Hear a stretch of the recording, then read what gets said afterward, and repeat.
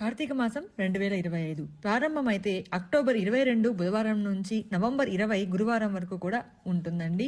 కార్తీక సోమవారాలు చూసుకున్నట్లయితే మనకి 4 సోమవారాలు అయితే రాబోతున్నాయి. అక్టోబర్ 27, నవంబర్ 3, నవంబర్ 10 అలాగే నవంబర్ 17 అయితే రాబోతుంది.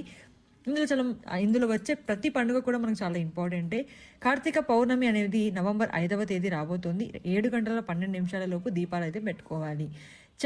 నాగుల చవితి, నాగుల పంచమి అనేది అక్టోబర్ 25, 26 రాబోతున్నాయి. యమద్వితీయ అంటే భాగిని హస్తే భోజనం అనేది అక్టోబర్ 23 గురువారం అన్నమాట.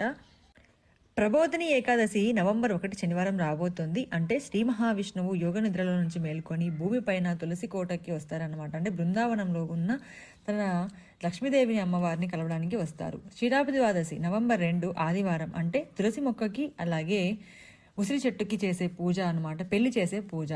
సంకట చతుర్థి నవంబర్ 8 శనివారం వస్తుంది. ఇందులో ఇంకొకటి ముఖ్యమైనది ఏమిటంటే కోటి సోమవారం. అంటే కోటి సోమవారాలతో సమానమైన ఈ కోటి సోమవారం అనేది అక్టోబర్ 29 అలాగే అక్టోబర్ 30వ తేదీ మనం శ్రవణ నక్షత్రం ఉన్న రోజున చేసుకోవాలి.